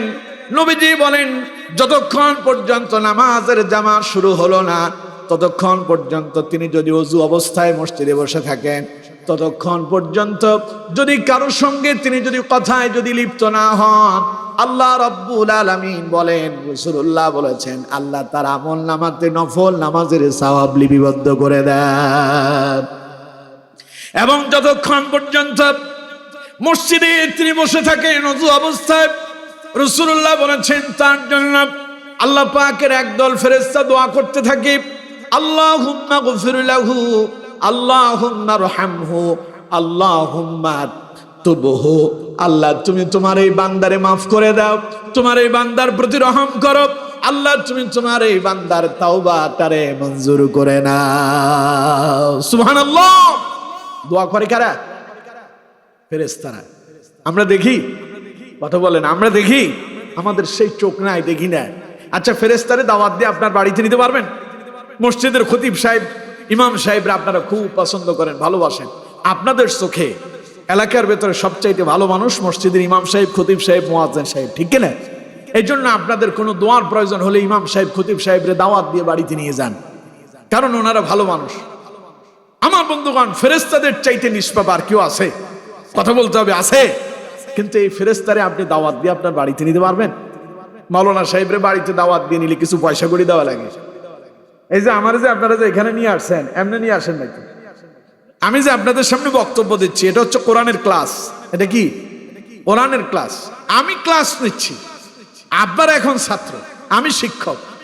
আমি যে টিচিং দিচ্ছি স্কুল এবং কলেজ, ইউনিভার্সিটি, মাদ্রাসা, এই সমস্ত জায়গায় যারা শিক্ষা দেয়, পাঠদান দেয়, তাদেরকে কি বলে? শিক্ষক। শিক্ষক যে তাদেরকে পাঠদান দেয়, বিনিময় নেয় না? কথা বলেন না কেন? নেয় না? তা আমিও যে আপনাদেরকে শিক্ষা দিচ্ছি, এই যে ক্লাস চলছে, এই ক্লাসের একটা বিনিময় আছে। ওনারা যে আমারে নিয়ে আসলো বাছাই করে, দেশে তো আলেমের অভাব নাই, আমারে নিয়ে আসার দরকার কি? ওনারা চিন্তা করছে হুজুর থেকে আমরা কিছু কথা হয়তো ভালো শিখতে পারবো, এই জন্য তাদের টার্গেট ছিল এমন। তা আপনাদের কাছে এসে যে আমি যে কথা বলছি এমনি আনে নাই, কিছু পয়সা করি তাদের খরচ করতে হচ্ছে। মসজিদের ইমাম সাহেব যে মসজিদে ইমামতি করে এমনি করে না, কিছু পয়সা করে দিতে হয়। আমার বন্ধুগণ, বাড়িতে যদি আপনি মাওলানা সাহেবরা যদি দাওয়াত দিয়ে নিয়ে যান, তাহলে তিনি এমনি যাবেন না, যাওয়ার পরে কিছু পয়সা করি দিতে হবে। কিন্তু আপনি যদি চান এরকম পয়সা করি খরচ করে একজন ফেরেশতারে বাড়িতে দাওয়াত দেবেন, পারবেন? কথা বলে না, পারবেন? কিন্তু আমার বন্ধুগণ, আপনি মসজিদে ওযু অবস্থায় আগে আগে ঢুকে যান, যতক্ষণ জামাত না দাঁড়াচ্ছে ততক্ষণ পর্যন্ত ওযু অবস্থায় আছেন মসজিদে, ফেরেশতা আপনার জন্য দোয়া করতেছে, আল্লাহুম্মা গফির লাহু, আল্লাহুম্মা আরহামহু, আল্লাহ তুমি তোমার এই বান্দারে মাফ করে দাও, তোমার এই বান্দার প্রতি রহম করো। সুবহানাল্লাহ। এর জন্য আমার বন্ধুগণ, আমাদের সম্পর্ক বাজারে বেশি হবে না মসজিদে হবে? মসজিদে তো বেশি সময় আসা লাগে না, 5 ওয়াক্তে প্রতি ওয়াক্তে 10 মিনিট করে দিলেও যথেষ্ট। আর বাজারে ঘন্টার পর ঘন্টা আমরা থাকি, কোনো অসুবিধা নেই। মসজিদে 5 মিনিটও বিরক্তির কারণ হয়ে যায় আমাদের অনেকের। এই কাজ করা যাবে না আমার বন্ধুগণ। তাইলে আমরা সবাই মসজিদ মুখে হব। মসজিদের সাথে যদি আমাদের কারো সম্পর্ক লেগে যায়, মসজিদের সাথে সম্পর্ক লেগে যাওয়া মানে কি? ফজর পড়লো, জোহরের জন্য অপেক্ষা করতেছে, কখন জোহরের আজান হবে আমি মসজিদে যাব। জোহরের নামাজ পড়ে বাড়িতে গেল, মুরব্বী মানুষ 5 ওয়াক্ত নামাজ মসজিদে পড়ে, যুবক 5 ওয়াক্ত নামাজ মসজিদে গিয়ে পড়ে। সে অপেক্ষায় থাকে কখন আজান হবে, সে মসজিদে চলে যাবে। জোহর পড়লো, আসরের আজান হয়ে গেল, মসজিদে ঢুকে গেল। আসর পড়লো, অপেক্ষায় থাকে কখন মাগরিবের আজান হবে। মাগরিব পড়লো, অপেক্ষায় থাকে কখন এশারের আজান হবে। এশারের আজান হলে মসজিদে ঢুকে গেল, নামাজ আদায় করে বাড়িতে চলে গেল। ঘুমায় পড়লো, অপেক্ষায় আছি কখন ফজরের আজান হবে। মোবাইলের ভিতরে অ্যালার্ম সেট করে দিয়া ঘুমায়। ফজরের আজান হওয়ার আগে আগে তার ঘুম ভেঙে যায়, প্রস্তুতি গ্রহণ করে মসজিদে এসে যায়। এই লোকটার সম্পর্ক মসজিদের সঙ্গে লেগেছে। রাসূলুল্লাহ বলেছেন, ওয়ারাজুলুন কলবুহু মুআল্লাকুম ফিল মাসাজিদ, যেই মানুষটার অন্তরের ভালোবাসা মুহাব্বত মসজিদের সঙ্গে তৈরি হয়েছে, কিয়ামতের দিন আল্লাহ পাক তাকে তার আরশে আজিমের ছায়া তলে আশ্রয় দান করবে। সুবহানাল্লাহ পড়েন। এগুলো কয়টা? তিনটা। 4 নাম্বার শুনুন, সময় কম, 11টা বেজে যাচ্ছে, বলছি না 1.5 ঘন্টা কথা বলবো। আমার বন্ধুগণ, 4 নাম্বার রাসূলুল্লাহ বলেছেন, ওয়ারাজুলানি তাহাব্বা ফিল্লাহি ইজতামা আলাইহি ওয়া তাফাররাকা আলাইহি। কিয়ামতের দিন আল্লাহ পাক ওই দুই ব্যক্তিকে তার আরশে আজিমের ছায়াতলে আশ্রয় দেবেন, যারা আল্লাহর জন্য একজন আরেকজনকে ভালোবাসতো, আল্লাহর জন্য একজন আরেকজনের সঙ্গে মিলিত হতো, আল্লাহর জন্য তারা সম্পর্ক ছিন্ন করত। তার মানে বন্ধুত্ব হতে হবে কার জন্য? শত্রুতা হবে কার জন্য? কথা কয় না, শত্রুতা হবে কার জন্য? মিলিত হবে কার জন্য? এই যে আমরা এখানে এসেছি, এখানে যে আমরা বসে আছি, কন্ত দেখি আমরা কার খুশির জন্য এখানে এসেছি? এই যে আমাদের সম্পর্ক হয়েছে আল্লাহর জন্য। আল্লাহ তাআলা বলেছেন এইভাবে যে দুইজন ব্যক্তি আল্লাহর জন্য বন্ধুত্ব করলো, আল্লাহর জন্য মিলিত হলো, আল্লাহর জন্য শত্রুতা করলো, আল্লাহ পাক বলেন তাকে কিয়ামতের দিন আল্লাহ তার আরশে আজিমের ছায়াতলে আশ্রয় দান করবেন। সুবহানাল্লাহ। আর রাসূলুল্লাহ বলেছেন, যেই ব্যক্তি আল্লাহর জন্য সম্পর্ক তৈরি করে, আল্লাহর জন্য বন্ধুত্ব স্থাপন করে, আল্লাহর জন্য শত্রুতা স্থাপন করে, আল্লাহর জন্য দান করে, আল্লাহর সন্তুষ্টির জন্য দান থেকে বিরত থাকে, রাসূলুল্লাহ বলেছেন সেই ব্যক্তি প্রকৃত মুমিন হয়ে যায়। সুবহানাল্লাহ। রাসূলুল্লাহ বলেছেন, মান আহাব্বা লিল্লাহ ওয়া আবগাযা লিল্লাহ ওয়া আ'তা লিল্লাহ ওয়া মানা লিল্লাহি ফাকাদ ইসতাকমালাল ঈমান। যার ভালোবাসা হয় আল্লাহর জন্য, যার শত্রুতা হয় আল্লাহর জন্য, যে আল্লাহর সন্তুষ্টির জন্য দান করে, যেই ব্যক্তি আল্লাহর সন্তুষ্টির জন্য দান করা থেকে বিরত থাকে, রাসূলুল্লাহ বলেছেন ফাকাদ ইসতাকমালাল ঈমান, সে যেন পরিপূর্ণ ঈমানদার হয়ে যায়। এখন আল্লাহর জন্য দান করা থেকে বিরত থাকা, সেটা কেমন কথা? আপনারা বলবেন দান তো আল্লাহর সন্তুষ্টির জন্য হয়, আবার আল্লাহর জন্য দান করা থেকে বিরত থাকা, এটা কেমন কথা? মনে করেন সিনেমার আয়োজন হলো, সেখানে ছেলেপেলেরা এসে বললো যে এখানে তো থিয়েটারের ব্যবস্থা হয়েছে, এখানে আগামীকাল গান বাজনার আয়োজন হবে, একটা খেলা হইতেছে, সেখানে গান বাজনা হবে, সেখানে অমুক নায়িকা আসবে, অমুক সেলিব্রিটি আসবে, আপনারা একটু সহযোগিতা করেন। এখানে সহযোগিতা করাটা আল্লাহর জন্য হবে না শয়তানের জন্য হবে? এখানে দান করা থেকে বিরত থাকা মানে আল্লাহর সন্তুষ্টির জন্য বিরত থেকেছে। আল্লাহর জন্য শত্রুতাটা কি? আল্লাহর জন্য শত্রুতা মানে সে আপনার যত আপনই হোক, সে যদি মুনাফিক হয়, সে যদি ইসলামের দুশমন হয়, তার সাথে আমার কোনো সম্পর্ক নাই, ঠিক কিনা? এটা হলো আল্লাহর জন্য শত্রুতা। আর আল্লাহর জন্য বন্ধুত্ব, এটা তো বুঝতেছেন, আল্লাহর জন্য আমরা একজন আরেকজনকে মুহাব্বত করব, ভালোবাসবো। এরকম যদি আমরা হতে পারি, কিয়ামতের দিন আল্লাহ তাআলা বলেছেন, ওয়ারাজুলানি তাহাব্বা ফিল্লাহি ইজতামা আলাইহি ওয়া তাফাররাকা আলাইহি। কিয়ামতের দিন আল্লাহ রাব্বুল আলামিন তার ওই বান্দাদেরকে একত্রিত করে দেবেন আরশে আজিমের ছায়াতলে, যে দুইজন আল্লাহর জন্য একজন আরেকজনকে ভালোবেসেছে, আল্লাহর জন্য একজন আরেকজনের সঙ্গে মিলিত হয়েছে, আল্লাহর জন্য একজন আরেকজন থেকে সম্পর্ক ছিন্ন করে দিয়েছে, এই দুইজন ব্যক্তিকে আল্লাহ পাক কিয়ামতের দিন তার আরশে আজিমের ছায়াতলে আশ্রয় দান করবেন। পড়েন সুবহানাল্লাহ। এই গেল কত? 4। 5 নাম্বার শুনুন, রাসূলুল্লাহ বলেছেন, ওয়ারাজুলুন তালাবাতহু ইমরাআতুন ذات منصب وجمال فقال إني أخاف الله। 5 নাম্বার হলো ওই ব্যক্তি যাকে কোনো সুন্দরী রমণী তাকে এসে ভালোবাসা, প্রেম প্রীতি ভালোবাসা নিবেদন করল, তার সঙ্গে জানার জন্য তাকে আহ্বান জানালো। সুন্দরী একজন নারী এসে, সুন্দরী একটা মেয়ে এসে বলল, আমি তোমার প্রেমে মাতোয়ারা, আমি তোমারে বড্ড ভালোবাসি, আমি তোমার কাছেই পেতে চাই, আমি তোমার সঙ্গে ডেটিং এ যেতে চাই, আমি তোমার সঙ্গে সময় অতিবাহিত করতে চাই। আল্লাহর কোন বান্দা যদি বলে আমি এই কাজেই যেতে পারবো না, ওয়ারাজুলুন তালাবাতুহু ইমরাআতুন যাতু মানসাবিন ওয়া জামাল ফাকালা ইন্নী আখাফুল্লাহ, সে যদি বলে তুমি যতই সুন্দরী হও, যতই রূপসী হও না কেন, আমি তোমার রূপে মাতোয়ারা হতে পারবো না, কারণ আমি আমার আল্লাহরে ভয় করি। আল্লাহর ভয়ে যদি ওই জেনা ব্যভিচার থেকে কোন নারী যদি নিজেকে, যদি কোনো পুরুষ যদি নিজেকে রক্ষা করতে পারে, অথবা কোন পুরুষ যদি কোন নারীরে ডাকে, ওই নারী যদি তাকে যদি রক্ষা করতে পারে, কিয়ামতের দিন আল্লাহ রাব্বুল আলামিন তাকে তার আরশে আজিমের ছায়াতলে আশ্রয় দান করে দেবেন। সুবহানাল্লাহ বললেন না তো? নিজের বউ ভালো লাগে না, পাশের ঘরের ভাবিরে খুব পছন্দ হয়। বাজার থেকে আসার সময় ভাবির জন্য চকলেট গিফট নিয়ে আসে। এরকমও কিছু শয়তান আছে না নাই? আরো জোরে বলতে হবে, আছে না নাই?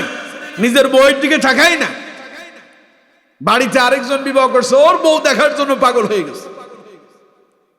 এরকম কিছু শয়তান আছে না? কথা কয় না, আছে না? আল্লাহ এগুলো থেকে আমাদেরকে হেফাজত করুন, বলুন আমিন। আল্লাহ আমাদেরকে উত্তম চরিত্র দান করেন, পড়েন আমিন। আমার বন্ধুগণ, সুতরাং যেই ব্যক্তি আল্লাহর ভয়ে পরনারীর প্রেমে যদি সাড়া না দেয়, পরনারীর ডাকে যদি সাড়া না দেয়, আল্লাহ রাব্বুল আলামিন কিয়ামতের দিন তাকে তার আরশে আজিমের ছায়া তলে আশ্রয় দান করবেন। কারণ কোরআনে আল্লাহ পাক বলছেন, ওয়া আম্মা মান খাফা মাকামা রাব্বিহি ওয়া নাহান নাফসা আনিল হাওয়া ফাইন্নাল জান্নাতা হিয়াল মাওয়া। আল্লাহ পাক বলছেন, যেই ব্যক্তি আল্লাহর সামনে কিয়ামত দিবসে দণ্ডায়মান হওয়ার ভয়ে গুনাহ থেকে বিরত থাকলো, আল্লাহ পাক বলেন তার ঠিকানা আমি জান্নাত বানায়া দিলাম। সুবহানাল্লাহ। এজন্য আল্লাহর ভয়ে গুনাহ থেকে আমাদেরকে বেঁচে থাকতে হবে। এই গেল কয়টা? 5টা। 6 নাম্বার শুনুন, রাসূলুল্লাহ বলেছেন, ওয়া রাজুলুন তাসাদ্দাকা আখফা হাত্তা লা তা'লামু শিমালুহু মা তুনফিকু ইয়ামিনুহু। কিয়ামতের দিন আল্লাহ রাব্বুল আলামিন তার ওই বান্দাকে তিনি আরশে আজিমের ছায়া তলে আশ্রয় দান করবেন। আল্লাহর যে বান্দা এত গোপনে দান করেছে, তার ডান হাত আল্লাহর রাস্তায় কি দান করলো, বাম হাত টের পেল না। অর্থাৎ অত্যন্ত গোপনীয়তার সঙ্গে আল্লাহর রাস্তায় যিনি দান করলেন, কেউ জানলো না, গোপনে গোপনে দিয়ে দিল। এমন দান যারা করেন, ওরা আল্লাহর কাছে সবচাইতে প্রিয় হয়ে যান। সুবহানাল্লাহ। কারণ মানুষ অনেক এমন আছে দান করে যশ খ্যাতির জন্য, তাকে লোকজন দানবীর বলবে, তার টাকা পয়সা আছে, লোকজন জানো, এইরকম উদ্দেশ্য অনেকে দান করে, ঠিক কিনা? রাসূলুল্লাহ বলেছেন না, যারা গোপনে দান করলো আল্লাহর খুশির জন্য, কি যে দান করছে, তার ডান হাত কি দিল, বাম হাত টের পেল না। এর মানে হলো সেই যে দান করছে কেউ শুনলো না, কেউ জানলো না, এত গোপনে দিয়েছে। আল্লাহর রাসূল সাল্লাল্লাহু আলাইহি সাল্লাম বলছেন, ওয়ারাজুলুন তাসাদ্দাকা আখফা হাত্তা লা তা'লামু শিমালুহু মা তুনফিকু ইয়ামিনুহু। ওই দানবীরকে কিয়ামতের দিন আল্লাহ পাক তার আরশে আজিমের ছায়া তলে আশ্রয় দান করবেন। পড়েন সুবহানাল্লাহ। এই গেল কত? 6। 7 নাম্বার শুনুন, রাসূলুল্লাহ বলেছেন, ওয়ারাজুলুন যাকারাল্লাহ খালিয়ান ফাফাদাত আইনাত। নবীজি বলেছেন, কিয়ামতের দিন আল্লাহ রাব্বুল আলামিন তার ওই বান্দাকে আরশে আজিমের ছায়া তলে আশ্রয় দান করবেন। আল্লাহর যেই বান্দা একাকী গোপনে আল্লাহ রাব্বুল আলামিনের ভয়ে সেই কান্না করলো, আল্লাহকে স্মরণ করলো, আর আল্লাহর স্মরণে তার চোখ দিয়া পানি গড়ায় পড়লো, আল্লাহ রাব্বুল আলামিনের প্রিয় নবী জানায়া দিলেন, ওই পানি কিয়ামতের ময়দানে আল্লাহর কাছে এত বেশি গ্যারান্টেড হয়ে যাবে, আল্লাহর ভয়ে চোখ দিয়া যার পানি পড়েছে, কিয়ামতের দিন আল্লাহ বলবেন, আমার বান্দারে তুই তো আমারে দেখিস নাই, আমারে এত ভয় করলি, আমারে না দেখে গুনাহ থেকে বিরত থাকলি, আমারে না দেখে অপরাধ করা থেকে বিরত থাকলি, আমার ভয়ে গুনাহ করার কারণে আমার ভয়ে কান্না করে চোখ দিয়া তোর পানি পড়ছে, তোর চোখের পানিটা আমি আল্লাহ পছন্দ করলাম, তোর এই চোখের পানি বৃথা যাবে না, আমি আল্লাহ রাব্বুল আলামিন আজ তোর জন্য আমার আরশে আজিমের ছায়া তলে আশ্রয়ের ব্যবস্থা করে দিলাম। পড়েন সুবহানাল্লাহ। রাসূলুল্লাহ বলেছেন, আইনানি লা তামাসসুহুমান নার। 2টা চোখকে কিয়ামতের দিন আগুন স্পর্শ করবে না। আইনুম বাকাত মিন খাশিয়াতিল্লাহ ওয়া আইনুম বাতাত তাহরুসু ফি সাবিলিল্লাহ। সেই 2টো চোখকে আগুন, জাহান্নামের আগুন স্পর্শ করবে না। যে 2 চোখ আল্লাহর ভয়ে ক্রন্দন করেছে, যেই 2 চোখ ইসলামকে পাহারা দেওয়ার জন্য রাত্রি যাপন করে নাই, ঘুমিয়ে যায় নাই, রাত্রি সজাগ ছিল, এই 2টা চোখকে জাহান্নামের আগুন স্পর্শ করবে না। পড়েন সুবহানাল্লাহ। এজন্য আল্লাহর ভয়ে যদি চোখ দিয়া পানি পড়ে, আল্লাহর ভয়ে যদি ক্রন্দন করেন, আল্লাহর ভয়ে যদি আপনার চোখ থেকে যদি পানি গড়ায় পড়ে, কিয়ামতের দিন ওই পানি বৃথা যাবে না। আল্লাহ ওই পানির বিনিময়ে আপনাকে আরশে আজিমের ছায়া তলে আশ্রয় দান করবেন। পড়েন সুবহানাল্লাহ। আমার বন্ধুগণ, তাহলে আসুন আজকে আমরা কিয়ামতের ময়দানে আল্লাহ পাকের আরশে আজিমে ছায়া পাওয়ার জন্য কয়টা বিষয়ের কথা বললাম? সবাই বলেন কয়টা? এই 7 শ্রেণী। যে 7 শ্রেণীর মানুষগুলো কিয়ামতের ময়দানে আল্লাহ পাকের আরশে আজিমের ছায়া তলে আশ্রয় পাবে, তাদের প্রথম পরিচয় 1 নাম্বার, যিনি হবেন ন্যায়পরায়ণ শাসক। 2 নাম্বার, ওই যুবক যে তার যৌবনটাকে আল্লাহর ইবাদতে অতিবাহিত করলো। 3 নাম্বার, আল্লাহর ওই বান্দা যে মসজিদের সাথে সম্পর্ক তৈরি করলো। 4 নাম্বার, ওই ব্যক্তি যে আল্লাহর জন্য বন্ধুত্ব করলো, আল্লাহর জন্য শত্রুতা করলো, আল্লাহর জন্য একজন আরেকজনের সঙ্গে মিলিত হলো।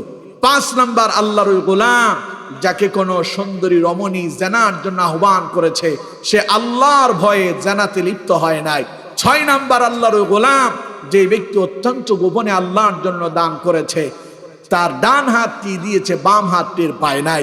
7 নাম্বার, আল্লাহর ওই গোলাম যে আল্লাহকে স্মরণ করতে গিয়ে তার চোখ দিয়ে পানি গড়ায়া পড়ছে। আল্লাহ তাআলা এই 7 শ্রেণীর মানুষদেরকে কিয়ামতের কঠিন ময়দানে তিনি তার আরশে আজিমের ছায়া তলে আশ্রয় দান করবেন। পড়েন সুবহানাল্লাহ। আসুন আমরা আল্লাহর দরবারে দোয়া করছি, আল্লাহ তাআলা সেই 7 শ্রেণীর কোনো একটা শ্রেণীতে যেন আমাদেরকে কবুল করেন। পড়েন আমিন।